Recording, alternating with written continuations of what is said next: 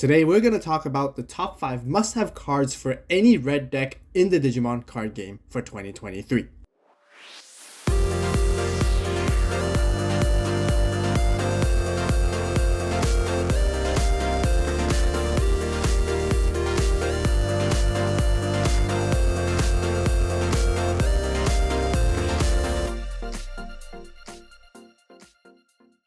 Digimon fans, welcome back to another top list video where I'll be showing you guys what the top 5 must-have cards or even staples for any red deck that you're trying to build for the Digimon TCG in 2023. Keep in mind, this is my very own list based on my personal opinion, and all the cards I included are of the time of making this video. The cards that I'll be talking about today will be specific to red only, which is why I will not include any generic cards that come out in multiple colors such as memory boosts, hybrids, and effect blockers, and so on. Speaking of which, we actually covered those cards already in my other top 6 must-have staple cards for 2023. And that video would take in consideration for all the different colors in the game. So if you haven't watched that video yet, then be sure to check it out as well. I will leave a link on the iCard on the top right and in the description box down below.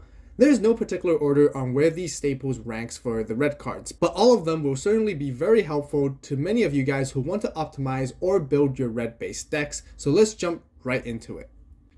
First off, we got one of the very first few Digimon cards introduced to the game where we have the Greymon from the very first starter deck, Gaia Red. This card has come a long way because still to this day it is played in so many red decks simply because of its security +1 inheritable.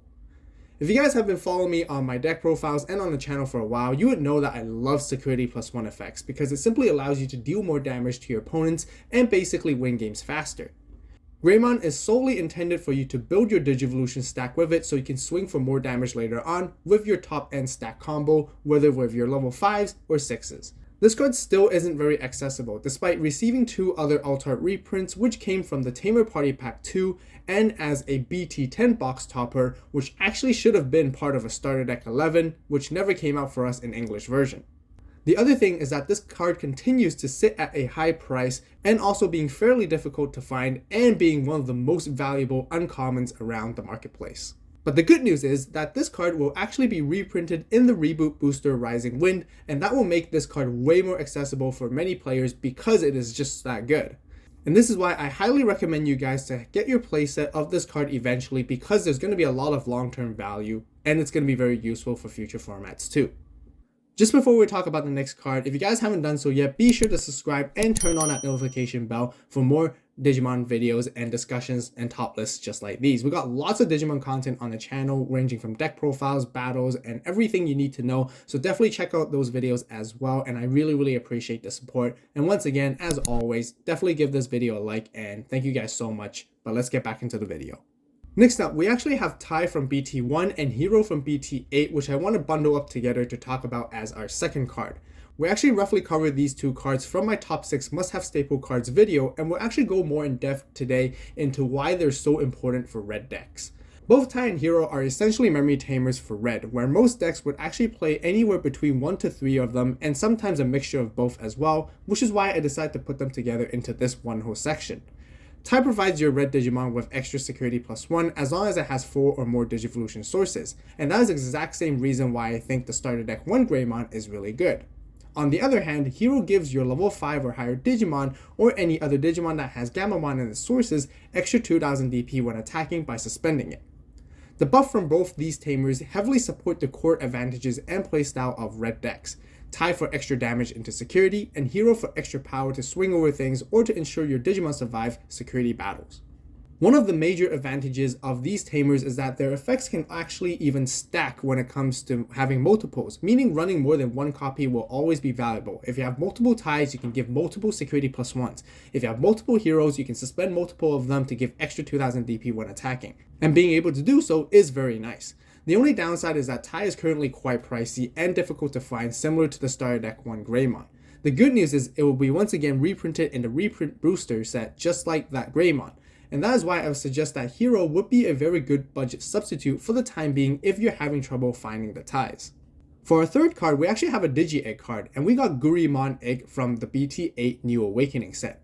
Greymon is a very good generic red egg that can be added in basically almost most red decks since its effect provides you draw power when attacking with a Digimon with 6,000 or more DP. Drawing cards is always great as it helps you dig through your deck and potentially find more combo pieces and diversify plays and just to have more cards to play in general.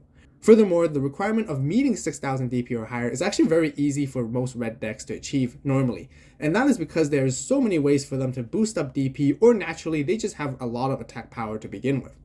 Therefore, a playset of Greymon is 100% recommended where there's a lot of long-term and future value when it comes to building any red deck. Whenever you're building a red deck, but you don't really have a good idea of what egg to go for, this is where Greymon comes in handy, and it's always a very safe choice anyways.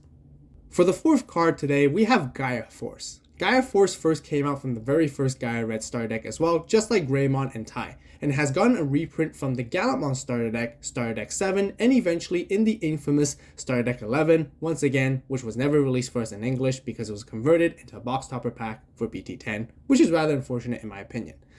This card was actually also reprinted with a very nice full alternative art in the Tamers Evolution box set and in the 2021 Championship Finals Tamers Evolution pack, which are both actually pretty difficult to find and pricey, which may not be suitable for your wallet if you're on a budget. I will admit though, the artwork is one of kind and really amazing, definitely something that's worth grabbing your hands on, especially if you're a collector.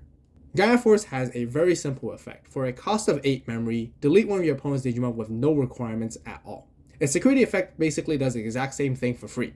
Playing this card at the right time can give you huge advantages to turn the tides of the game, especially when it comes out from security because it's free and it gets rid of your opponent's most important Digimon, such as their boss Digimon stack or something that they worked really hard on to build. Most decks will actually play 1 to 2 copies of this card for the luck base and tech factor of it, potentially being your security once again is always the best value, and I would stay away from having 3 or more copies in your deck generally just because it can increase your chances of breaking significantly, unless of course your deck is a security control type base of deck. Speaking of options and surprises from security, the best way to counter it will be another red option card, which we have a Delicate Plan, or ADP for short, which will be our final red card that we'll be talking for today. ADP was first released in BT3. For 1 cost, the effect of ADP gives one of your Digimon the effect where it does not activate any security options that it checks on your opponent's security for the turn. And there is a very important note that there is an errata for this card where it originally reads as security effects, meaning that it would stop any security effects in general. But this was quickly changed to stop the security options only. I will also include a link in the description box down below to all the errata effects, and that's where you can actually read upon and see ADP being one of them. If the errata was never addressed and ADP having its original wording, it would actually be extremely strong because that would mean it would even stop Tamer effects from security and Digimon effects such as Shikurimon from BT6 as well, and other Digimon such as Quadramon that come out from security. But for 1 memory cost, again, that will be just way too much. The errata version of this card was actually printed in the revision pack a while ago, which you can get by participating in the beginner's demo event, which some local stores hosted. If you missed the opportunity to attend that event, then don't worry because once again, this card will be reprinted in the reboot booster as well. But despite having an errata, you can still use the original BT3 version of the card, but just make sure that you're applying the correct and updated effect when you're playing it. Otherwise, the current version of ADP is a still really good card because the worst feeling is to get cheesed by any of your opponent's security options, which turns the tides of a game which initially would have been a game-winning play from your end, but then it turns out to be a game loss. And ADP provides you that extra layer of precaution so that you can win the games 100%. The other really nice thing is its security effect, which lets you add it to hand after being checked, and it makes it very efficient and easy to access the card during the game. This card is just so good that there are actually some even more competitive decks that are in different colors would even run red Tamers such as Hero alongside with this card to make a full package. Some of the decks that were most commonly seen to have utilized this package would actually be Metal Garurumon and Grandest Kuwagamon in most recent and previous formats. Overall, I would recommend having 1 to 2 copies of this card as it's always very handy. That'll wrap up for the top 5 must-have red card staples for the Digimon card game in 2023. If you guys enjoyed the video and found it helpful, please give it a like. What do you guys think about the list I came up with? Are there any other cards that I missed out or some cards you guys would consider as must-haves for red decks as well? Be sure to share your thoughts with everyone in the comments down below. As always, thank you guys so much for watching. You guys have a great day, great night, wherever you are. See you in the next video, and this is Avault, signing out.